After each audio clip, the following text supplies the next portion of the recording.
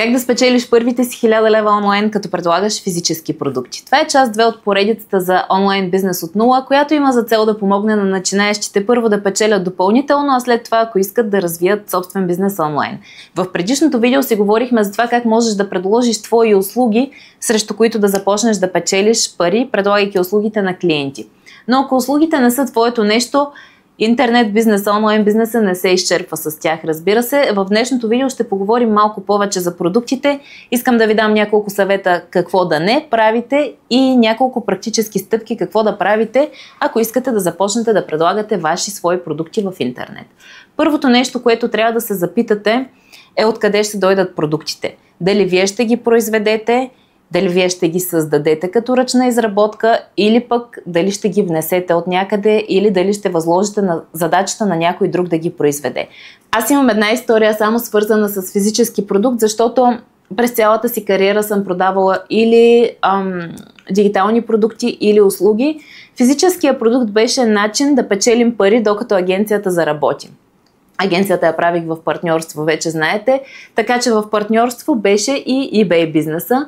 Това беше 2014-2015, в този диапазон от време. Дропшипинга тогава беше нещо много голямо и популярно. И Велизар ми каза: абе, Ани, докато това заработи, направете един eBay акаунт, започнете да препродавате продукти там на дропшипинг. За щастие го послушах, направихме го, листнахме много продукти, които не бяха наши, това е дропшипинг принципа. Знаехме от кой доставчик искаме да ги купим и във всеки момент, в който някой купи, ние отивахме, купувахме и изпращахме на адреса на клиента. Това беше целият бизнес модел тогава. Доколкото знам, в момента не работи толкова добре, колкото работеше по това време. Един продукт от всички няколко десетки, които лиснахме, започна да се продава много добре и той беше една червено килимче, което хората си купуваха за сватби, Wedding Kale Runner. Спомням си, че го взимахме на около $9 и го продавахме на 30 и няколко $40 и аз буквално нямах търпение да се събудя сутрин, да цъкна телефона и да видя нотификациите и да има 10 продажби. Примерно, това значеше, че буквално докато спим сме изкарали няколко $100 и всичко беше наред. Така че това е моя опит с продуктите и той е свързан с Marketplace. Сега ще видим, ако започвате от нула, откъде може да започнете и какво да правите спрямо продукта, който имате. Но първо какво да не правите. Първо, не дейте, когато продавате физически продукт, да инвестирате в много инвентар. Много хора правят грешката да се ентусиазират от идеята, да си представят, че ще направят огромен бизнес и да вложат всички пари, които имат в стока. Ако не успеете да продадете тази стока, тя ще ви стои и ще бъде вечно ваша и ще трябва да я разпродадете на безценица. Така че много по-добър принцип е, след малко ще го видим и в стъпките, първо да тествате интереса и след това да инвестирате пари в инвентар. Второто, което не ви съветвам, е другата грешка, която правят страшно много хора. Те я правят и във връзка с услугите и тя е да дадеш една маса пари за изработка на сайт, на собствен сайт и на лого. Не знам защо всички искат да имат лого. Влезте в Canva и си направете едно лого за 10 минути. Да, няма да е професионално, да, няма да е като логото за 2000 лева, обаче ще ви свърши работа за начало. А вие сте в старта в момента, не го забравяйте това. И следващото нещо е да даваш много пари за сайт. Навсякъде разработчиците на сайтовете ще ви кажат: ти задължително трябва да имаш сайт и аз напълно ще се съглася с това, само че това не е задължителна стратегия за началото.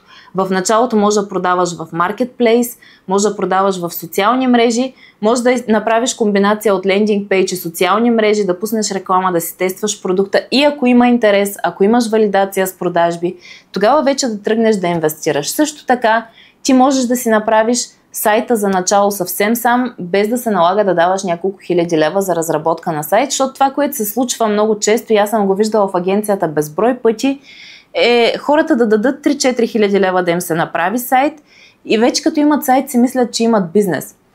Идват в агенцията тогава и казват: да бе, Аня, ама аз имам сайт, пък нямам продажби.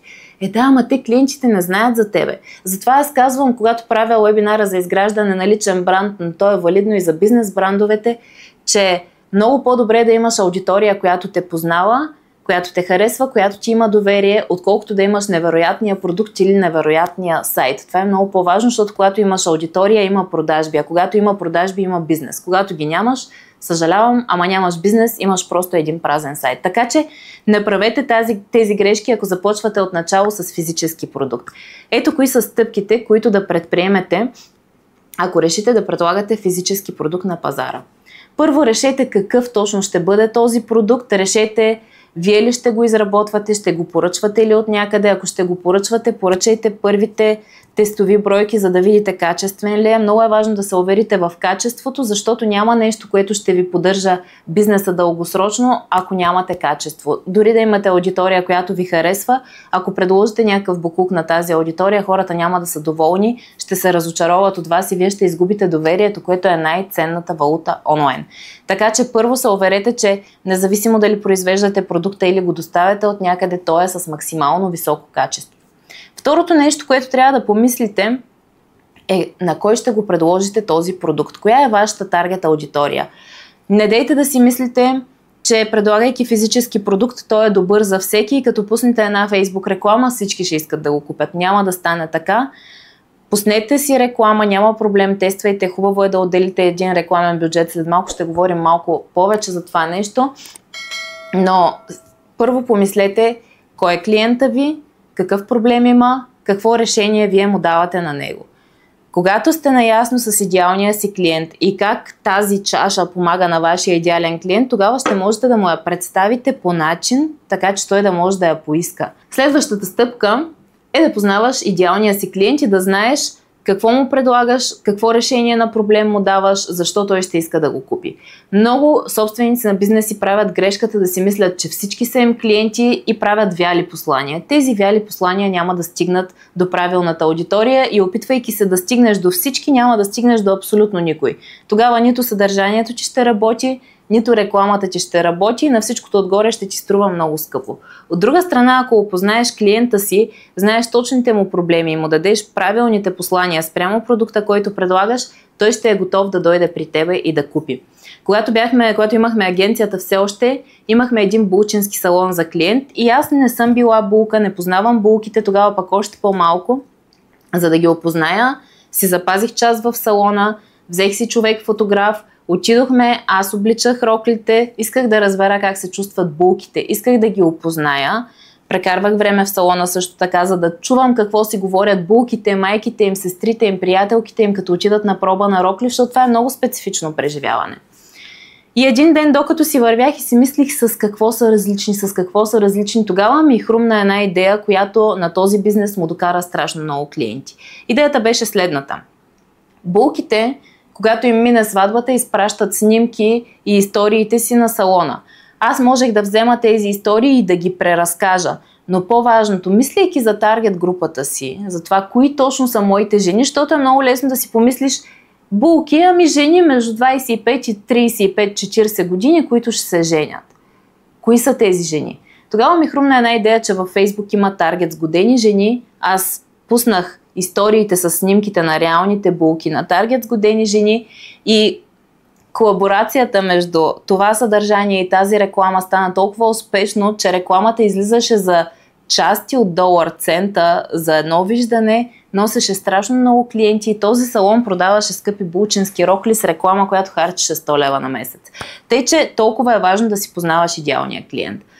Следващата стъпка е да изградиш неустоима оферта, с която да излезеш пред конкуренцията и да привлечеш тези клиенти да дойдат при тебе. В моята програма Social Expert аз говоря много за това как да изградиш тази неустоима оферта, защото това е инструмента, който позволява на напълно начинаещи експерти и бизнеси да се конкурират с такива, които вече са установени на пазара, защото мислейки за клиента, ти предлагаш правилното решение точно за този човек, а не просто продукт или услуга. И докато другите продават просто продукти и услуги, ти излизайки с цялостно решение, вече заставаш на съвсем различно ниво. Така че, мислейки за твоя продукт, си помисли за кой човек е, какъв проблем има този човек и ти как можеш да му решиш проблема.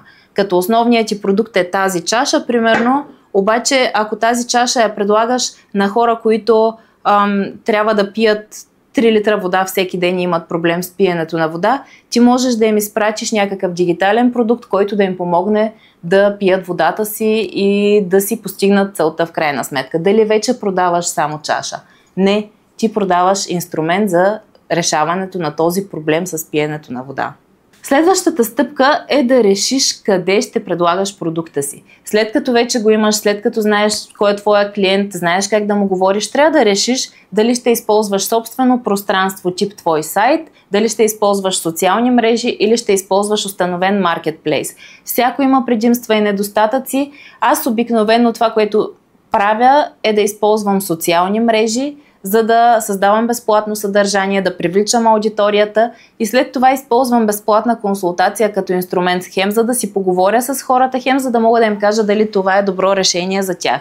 Когато става въпрос за физически продукти, може и да не се минава през безплатна консултация, може просто да си направиш една лендинг страница. Аз използвам един софтуер, който се казва System.io, ще оставя линк за него в описанието. Той има страхотна безплатна версия, така че можеш да си направиш акаунт, да го тестваш.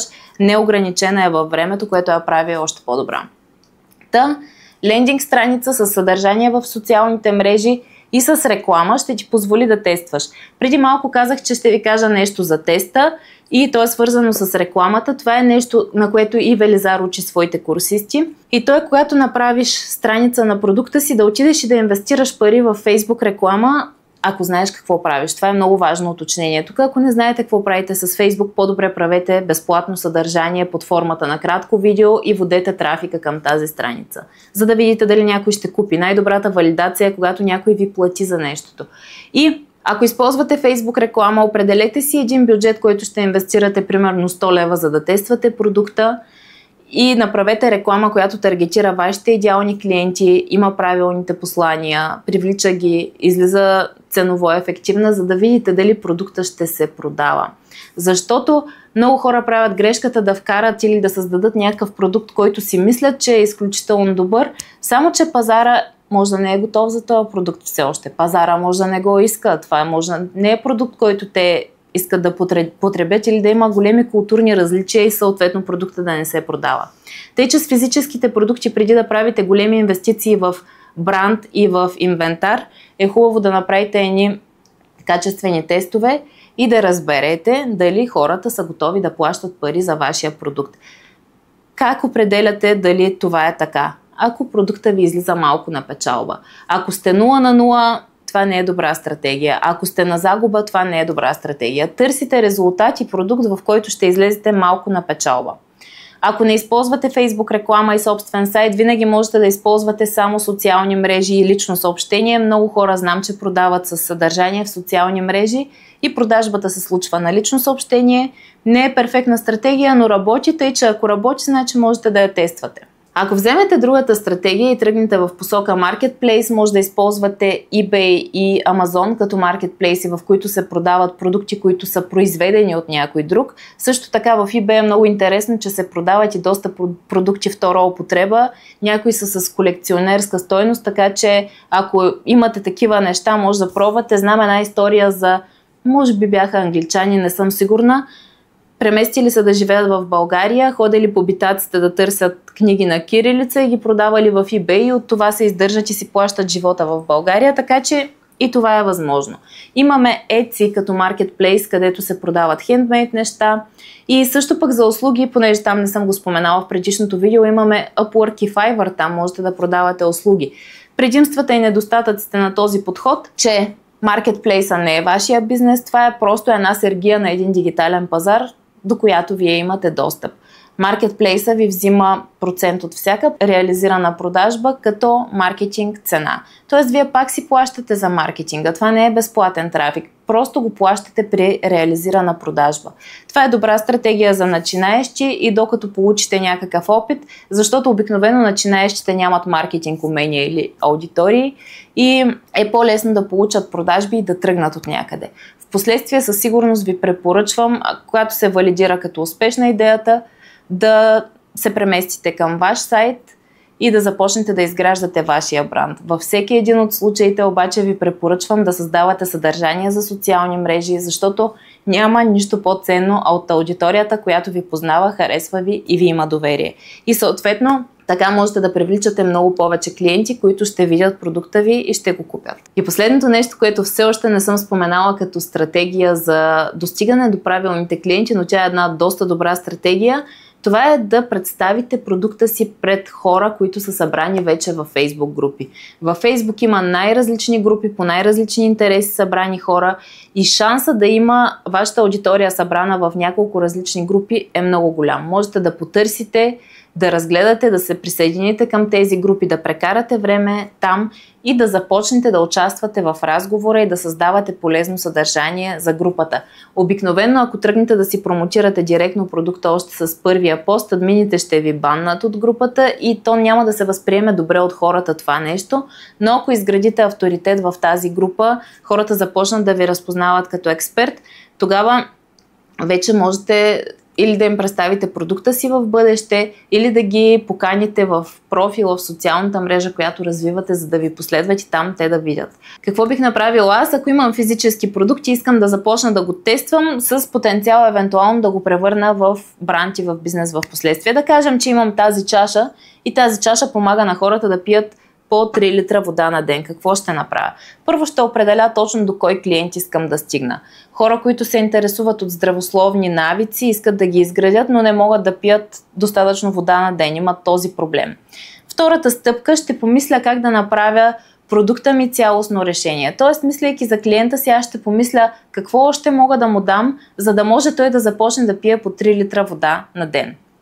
Третото нещо, да си харесам социални мрежи. Обикновено за мен това са TikTok и Instagram със сигурност в началото, защото TikTok ти дава много безплатен трафик, а пък Instagram е място, където можеш да изградиш взаимоотношения с аудиторията си. Така че в тези мрежи ще започна да създавам по 2-3 кратки видеа всеки ден. Какви кратки видеа? Такива, които помагат на клиента ми да си реши проблема. Т.е. които му помагат да изгради здравословни навици, да пие повече вода, да се научи защо това нещо е важно за него. Следващата стъпка – да си направя една семпла лендинг страница в System.io, да покажа какъв е продукта ми, защо е полезен, кой го е пробвал, как ми е помогнал на мен, какво казват другите хора. Петата стъпка – да видя кое видео ми се представя най-добре или кои видеа, да го взема и да си пусна Facebook реклама към тази лендинг страница и да видя ще се продава ли продукта ми. Петата стъпка е ако разполагам с рекламен бюджет за тест. И ако този продукт се валидира като успешен, тогава ще натисна още повече, ще си реинвестирам печалбата в реклама и ще правя още повече съдържание, докато започна да излизам на по-сериозна печалба от продукта и вече мога да започна да я вземам за себе си. Така че ако започвате от нула, не е толкова трудно, вземете продукт, който харесвате, в който вярвате, започнете да го тествате с съдържание, вижте дали има интерес към него и по този начин с натрупване на времето и на опита ще можете да изкарвате допълнителни пари от този продукт, а в един момент можете да го превърнете и в бизнес, който ви носи свобода. Ако тази поредица ви е интересна, харесайте това видео, споделете го с приятел и също така се абонирайте за канала. В следващото видео ще говорим за още един начин да изкараш първите си 1000 лева онлайн и то е като използваш бизнес модела на MLM и Affiliate маркетинг. Така че абонирайте се за канала и очаквайте следващото видео.